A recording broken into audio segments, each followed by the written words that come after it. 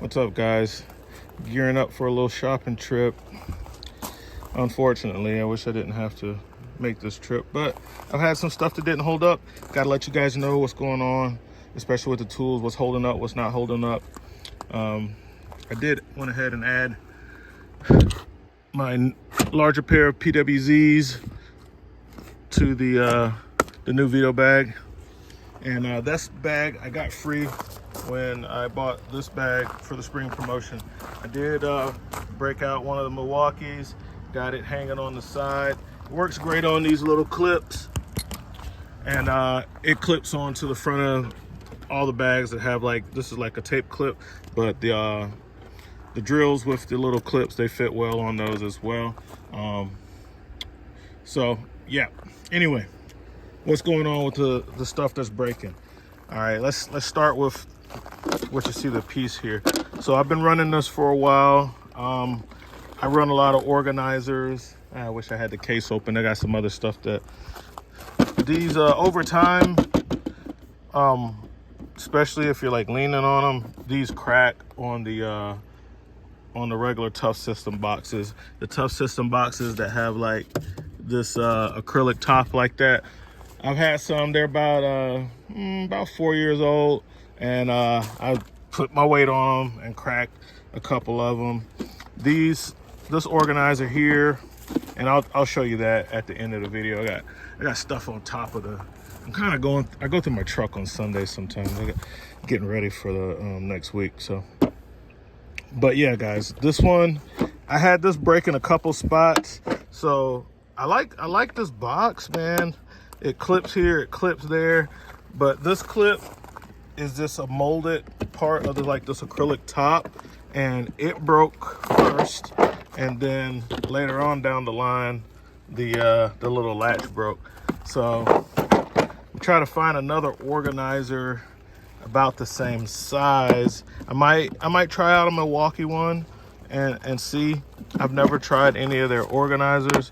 I always liked this organizer because it had the 4 snaps on it, and I never had any problem with mitigation with the stuff in the box. And I've been running it like this, just with 1 snap, and this is up here. So because I run this flat, I hadn't had a problem. But if I wasn't running this flat, this would be a mess right here, guys. So I got to get another one of these things. And this one isn't. I hadn't had this. I don't think I had this one for much more than a year. I'll have to go all my Home Depot and Lowe's stuff. This is just a tip for you guys. If you buy stuff from Home Depot and Lowe's, it says 2016. Maybe that's a copyright. I know I hadn't had that for that long. But here's a tip, guys. Create your Lowe's account and your Home Depot account, and use the little, you know how you scan your little card or whatever when you check out for Lowe's, your Lowe's member card. It keeps track of all your purchases. It goes back for years. And when you run into something like this, when you want warranty, you want to find out if you're still under warranty, you can just look up that. You can get like a copy of your receipt as proof of purchase when you got to contact the manufacturer to start a warranty claim. So I'm definitely going to be looking into what the warranty is on this box, and see about getting another one. But in the meantime, I'm not going to wait on that. I'm going to go ahead and buy one, and then or buy something different, and then work on warranting this one out. This other box, the larger one, it's been good, and it hasn't broken. I hadn't had a problem with it. It's newer. Hadn't had it as long either. But as you can see, instead of having the little molded plastic clips, it has the middle clips. And I kind of need to go with the same size because these fit under my bench seat in the back. It's like a perfect fit. So I don't want to go deviating from the size and shape of these, so I might end up buying the same thing over again, guys, because it fits under the seat very well. But like I said, this one is built better, and it's still holding up, and I'm not worried about the clips breaking on this one. It has the middle clips. If anything, what will end up happening to this one is this top will crack, rendering it no longer like watertight. But that's okay, because you know, these kind of live in the truck. I pull them out when I'm on a job doing plumbing work, so it's not like they're gonna be out in the weather a lot. But yeah, so this guy didn't hold up. This proto set has obviously been holding up fine. I don't use it very much. I find myself always grabbing a 1/4-inch SK set. This proto set, you know, it's made in USA, a big reason behind me purchasing it. It's a nice complete set. I really like the layout, the way it has the extensions, the long extension, the UJ and everything made in the USA. So like, man, that little extension set alone, you know, on the Mac Tools truck, that's gonna run you about 200 bucks or so just for the extensions. And then I got the access style ratchet, 3/8, and all the USA made sockets. Only thing about these sockets, they're 12-point, guys. They're 12-point. I don't have many 12-point sockets. My very first set of tools, I think it came with 6 and 12 points. But yeah, they're 12-point sockets, but luckily for me, the stuff that I'm dealing with on a camper, especially in the 3/8 size, it's not gonna be very tight anyway. If I was working with stuff that's really tight, I gotta go with the 6 points, and I keep a couple sets of Williams Industrial brand, a company, I think Snap-on bought them out or something, I don't know, a long time ago. I keep those in there, and those are 6 points, metric and standard, on rails. Keep those on rails. I grab those a lot, but they're short. These are mid-lengths, so they have their place, and I'll keep them on here for those situations. Plus, it's nice just to grab a kit that has everything in it, you know, like, anyway, I don't want to get too far off. So yeah, I also got a tip for you guys, the Grand Designs. If you're dealing with that Grand Design issue with the leaks, which is very prevalent because they like to use that flexible pipe, and it's a 1/2-inch flexible tubing, which has a different inner diameter than the PEX tubing, like normal PEX. So normally we'd be running this 1/2-inch PEX that has an inner diameter to where a regular PEX fitting fits in there tight, you know what I mean? But when you run into those campers and fifth wheels made by Grand Design, they're using like a vinyl tubing. It's extremely flexible, and it's nothing like PEX. And the outer diameter is rated for 1/2-inch. They say it's 1/2-inch, but the vinyl tubing is so thin that the inner diameter is way bigger than 1/2-inch. And in all their wisdom, they still use the standard PEX fittings on that pipe. So they'll transition from, in places they'll have hardline PEX, and then when they gotta, instead of using elbows and stuff, when they gotta make any type of bends or put any type of radius on it, they'll switch up and go to that vinyl because it's cheap and it's easy for them to save hours on the manufacturing build. Well, the problem with that is, with that ID being so much bigger, when they crimp those ear hose clamps down on this, they always leak in the long run. They leak. Anybody who has one will tell you. And the pipe is blue and red, you know what I'm saying? Just like you can have the blue and red PEX. I have blue, red, and white, but some blue back there. You probably can see it. But that is a problem. So I have a solution for that for you guys, for you RV owners with the Grand Design issues, which are rampant. And you know, I recently had a customer that reached out to them, and they was like, well, that's just how we build them, and we hadn't had enough warranty claims or warrant to stop doing it like that. I was like, oh man, you guys are awful, bro. I was like, oh. So you know it's a problem, which they admit to. They're like, yeah, we know it's a problem, but we just hadn't had enough people complain about it yet to warrant like a recall or anything like that, or to stop doing it or to re-engineer it. They know they're using the wrong fittings on the pipes, guys. So this is what you're gonna have to do when you run into that and you need to get rid of that and transition to, especially if you're having a repeated problem in a particular area, this is what you can do. All right, I got those in this box. So this is what they need to be using. They need to be using a 1/2-inch barb. Clear hose that, let's see if I got one right here. That's a different size. Here's one right here. Okay. When you're dealing with hose like this, right?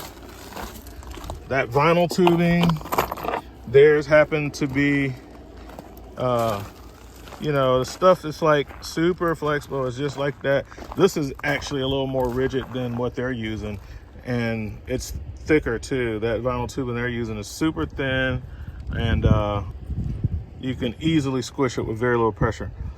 When you're trying to put this type of fitting on this hose, you can't use, that hose is not designed for pecks. You need to be using, or they need to be using, a barb. And if you want to fix it and make it work, you're going to have to be smarter than them, and you're going to have to go and use a barb. So this is how you can find it. I left this one in the pack so you can see what it is. You need to get one of these because the goal here is to transition from that crappy vinyl piping that they're using, and you want to get it back to your normal pecks, right? So this is one way to do it. This is the best, easiest way that I found to do it. I'm not saying it's the only way. What would be ideal is if you had a fitting that had the 1/2-inch barb on one end and then 1/2-inch pecks on the other end, and they might make that. I hadn't researched it yet, guys, but whenever I did try to Google it, just a quick search, I couldn't find anything, so I came up with this. So what you're gonna do is you're gonna take this 1/2-inch by 1/2-inch, right? Let me go ahead and open it. Those other ones, that's for more like a 3/8. That's for 3/8 pipe. This is gonna fit tight and snug into that vinyl pipe, and then you can use your ear hose clamp, which shouldn't be crimped that tight, and that's how they're gonna be because they're so loose when you're using a PEX fitting. Like this is a PEX fitting. This is an example of what you don't want. That's PEX, you're trying to put it on that vinyl pipe. There's no gap, very little gap in there, and eventually it leaks. All right. This, look at the difference in the diameter. Okay. So this is a much larger OD on this barb. So you're gonna put that on the crappy pipe side, and now you have these threads. All right, Tim, now what? Well, now, whatever way you need to go with the pipe, you just use a standard PEX female, thread that together, and now you can transition to a true PEX. So now you can go from this to this, right? And I have the brass ones because sometimes on the higher end campers, they use brass fittings, and I like to stick with what they have or try to improve it if they're having problems with freezing. So you're gonna screw that together, and now you're going from that crappy vinyl pipe to your normal PEX pipe, and just replumb the rest of the run with the regular PEX, right? You're not gonna have a problem on this end because this is the proper type fitting for that soft hose. You need a barb. If you wanna go straight with it, or just use a straight. All right, you can, if you wanna put a valve in between it, well, you have valves that take this female 1/2-inch on on one side, and you know, you need the male threads on the other side. So you can change this up in a lot of different ways, guys. So that's the fix for when you're dealing with that crappy vinyl pipe that Grand Design has. I like to use valves whenever I can, but as you can see, my valves are pecks. This is made for pecks, not the that vinyl pipe. So another thing that I did, maybe I don't have enough room for all of this. Well, I ordered a different size, right? I don't have any straights, and I do have some elbows and some T's. I wasn't able to find any straight couplers in this size, and this is a much larger size than the regular pecks, and it's kind of like, and it will fit on that pipe much better, right? So if you start off with a very loose fit, you're gonna have leaks, bro. You're gonna have leaks. So this is standard pecks here, and then look at that one. Okay, so if you're dealing with that pipe and you're going from flex to flex, that vinyl pipe to vinyl pipe, and you got to make a repair, don't use one of these. You got to step up and get this larger version, and you can see this is going to fit into that vinyl hose a lot better. The hose is super flexible. It's going to fit over there, and then you can use, like, instead of a 1/2 inch ear hose clamp, you can go with like a 17.5 or something like that, 18 if you have to, depending on, you know, what you end up with. I haven't had a problem using the barb with the standard 1/2 inch, like true 1/2 inch fittings. And I'm trying to hold the camera and get this to go in here to kind of show you. I might have to put it down. Give me a second. Give me a second, guys.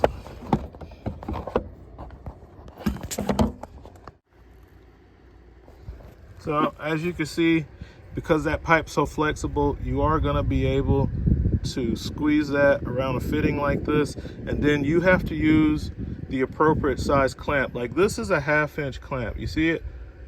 1/2T. All right, go with a metric and get it to the size you want. You probably be using an 18, even though this is considered to be a 1/2 inch fitting, right? But this works well. This is a 1/2 inch fitting. This is a 1/2 inch fitting. This is 1/2 inch too, but this is for your regular pecks, and this is for a different type of pipe.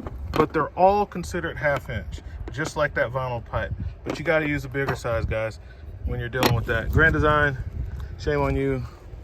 You should know better, and you should be using the right fittings on your stuff. You know, yeah, it sucks, but that's what they do. So you have to be better than they are, especially my techs who are actually working on this stuff after the fact. You're gonna have to fix a lot of Grand Design stuff, especially the ones that have that crappy pipe. Anyway, back to stuff that didn't hold up.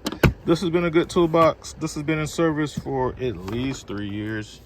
And what I keep in here, my rain suit, easy access, and then like tire changing stuff in my rivet gun or rivets, air pump, extra impact driver, you know, big sockets. As you can see, the toolbox split right here. So everything was all good. It started as like a small crack, and of course I kept using it, and it got bigger and bigger and bigger. You can tell this baby's been around for a while. The OG DCF 899 still works, but this one started to fail. And in defense of DeWalt, they said I could send it back, but you know, I just didn't. The trigger, you'll have it on 3 and it'll be in like 1. So the little electric switch in there that controls, that goes to the circuit board, that tells the motor what gear it's in or whatever, that's the part that doesn't work. So it'll be in like 1 instead of instead of 3, which is full power. But I never sent it in. I just said screw it. I ended up buying a newer, smaller, stronger version, and I kept it. It still works. I still use it. I just never, now that I know it does that, I never take it off of 3. I have set it to the highest setting. I've finessed it, and it's in that spot, and I just don't move it. I just leave it on wide open. And if I'm using it on something like a lug nut or something, I'm not tightening the stuff with this anyway. I'm using it for breakaway and running the nuts on, using it for a nut runner and breakaway. As far as when it gets time to actually tighten them up, I'm pulling out a torque wrench. I'm going to the wrencher bag, and I'm getting 1/2-inch torque wrench to torque the stuff anyway. So it is what it is. I chose not to warranty it out, and I didn't worry about it. This is like my very first impact. It is old. As you guys know, these things have been out for over a decade. They made these like 10 years ago. All right, things still run strong. Does have electrical problems, so you know, it is what it is. I always let you guys know what's up, what's failing, what's holding up. So this did not hold up, but they did tell me to send it back in, and they will repair it or replace it. All right, toolbox. I got to find out if it has warranty on it. Again, I'll be shopping around for something. It works well for me. I like it. It's just, you know, it's a little flimsy. It's kind of thin.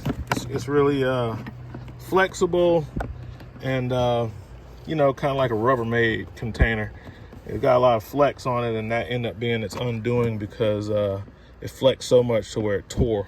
So maybe if I could come up with something that's a little more rigid style instead of this flexible one, so the stuff isn't able to move around while the truck's moving and kind of tear up the box. So that's what we got, guys. I'm going to get back to auditing my truck, doing what I do, and trying to find a better way for everything, you know, tweaking stuff here and there. But yeah, made in the USA with global materials. Did not hold up. Gore-Tex suit is working fine. The box, this one breaks. This one has been okay so far. So I guess I'll be going to Home Depot or Lowe's and hunting down one of these and one of these or something similar. I think I'll try something different since these didn't hold up, and if they can be warranted, I'll go ahead and warranty them. And when I get the replacements, then I'll just have them. If I don't like the Milwaukee stuff that I get, then I'll go back to the DeWalt. All right, guys, that's what we got. RV Tech Pro out.